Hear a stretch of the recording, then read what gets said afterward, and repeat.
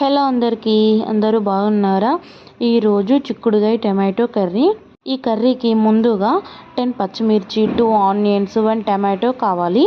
ముందుగా ఆనియన్స్ని ఇట్లా చిన్న చిన్నగా కట్ చేసుకొని పక్కన పెట్టుకోవాలి.